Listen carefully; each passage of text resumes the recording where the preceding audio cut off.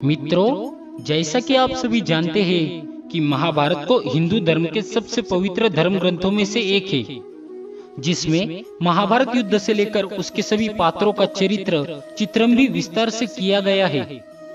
महाभारत के इन्हीं पात्रों में से एक पात्र भीष्म पितामह भी थे, जिन्हें वैसे तो धर्मपरायण माना जाता है, लेकिन फिर भी उन्होंने इस महायुद्ध में अधर्म के पक्ष का साथ दिया।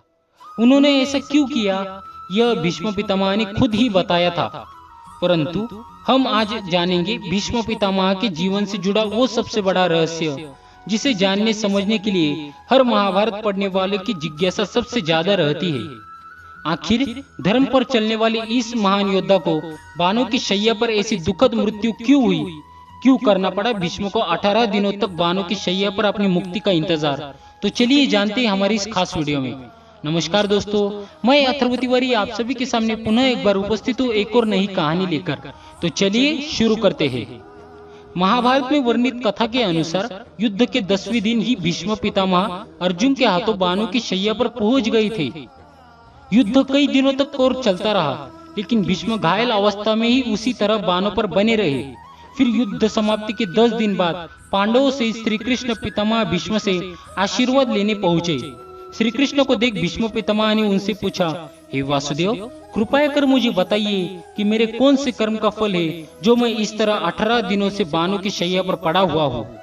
पितामह की बातें सुनकर पहले तो मधुसूदन मुस्कुराए और फिर उन्हीं से प्रश्न करने लगे, पितामह, क्या आपको अपने पूर्व जन्म का ज्ञान है? इस पर पितामह ने उत्तर दिया, हाँ है, मुझे अपने 100 पूर्व जन्म का ज्ञान है कि मैंने इन 100 पूर्व जन्म में किसी का भी अहित नहीं किया।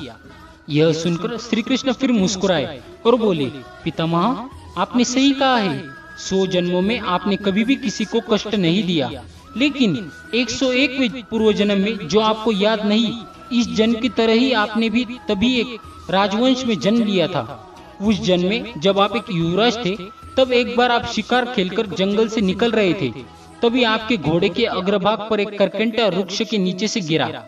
आपने उसी समय बाण से उठाकर पीठ के पीछे फेंक दिया और वह बेरिया के पेड़ अर्थात एक कांटेदार वृक्ष पर जा गिरा, जिसकी वजह से बेरिया के कांटे उसकी पीठ में धंस गए, क्योंकि वह पीठ के बल ही गिरा था। उसके बाद करकंटा जितना निकलने की कोशिश करता, उतने ही कांटे उसकी पीठ में चुभ जाते और इस प्रकार करकंटा 18 दिन तक तड़पता रहा और ईश्वर से यही प्रार्थना करता रहा कि जिस तरह से मैं तड़प तड़प कर मृत्यु को प्राप्त हो रहा हूँ, ठीक उसी तरह मुझे इस हाल में पहुंचाने वाले युवराज का भी इसी तरह मृत्यु को प्राप्त हो। परंतु पितामह, आपके पुण्य कर्म ऐसे थे कि आपका पुनर्जन्म बारंबार राज परिवारों में ही होता रहा और उस करकंटा का श्राप अब तक यथार्थ नहीं हो पाया। इस जन्म में हस्तिनापुर के राजसभा में आपने सबके सामने द्रौपदी का चिरहरण होता रहा और आप मूक दर्शक बनकर देखते रहे। जबकि आप चाहते थे तो वह अत्याचार रोक सकते थे, आप सक्षम थे, लेकिन आपने फिर भी दुर्योधन और दुशासन को नहीं रोका। इसी कारण पितामह, आपके सारे पुण्य कर्म क्षीण हो गए और करकंटा का श्राप आप पर लागू हो गया। इसलिए हे गंगा पुत्र, जिस अवस्था में आप आज तड़प रहे हैं, यह आपके 100 जन्म पूर्व इस कृत्य का ही फल है। इस मृत्यु लोक में जन्म लेने वाले प्रत्येक मनुष्य को अपने कर्मों का फल भोगना ही पड़ता है। याद रखिए कि प्रकृति सर्वोपरि है और इसका न्याय आज नहीं तो कल होकर ही रहता है।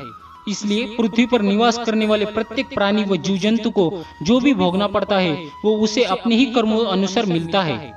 इसके अलावा महाभारत में एक और कथा प्रचलित है, जिसके अनुसार भीष्म अपने पिछले जन्म में एक वसु थे। 8 वसु भाइयों में से एक द्यू नामक वसु ने एक बार वशिष्ठ ऋषि की कामधेनु नाम की दिव्य गाय का हरण कर लिया, जिससे क्रोधित होकर वशिष्ठ ऋषि ने 8 वसुओं को मनुष्य योनि में जन्म लेने का श्राप दे दिया। ऋषि के श्राप से घबराकर वसुओं ने महर्षि वशिष्ठ जी से क्षमा के लिए प्रार्थना की, जिस पर महर्षि वशिष्ठ जी ने कहा कि द्यू को छोड़कर अन्य सारे वसु जन्म लेंगे, तुरंत बाद श्राप से मुक्त हो जाएंगे, लेकिन द्यू को अपनी करनी का फल जीवन भर भोगना होगा।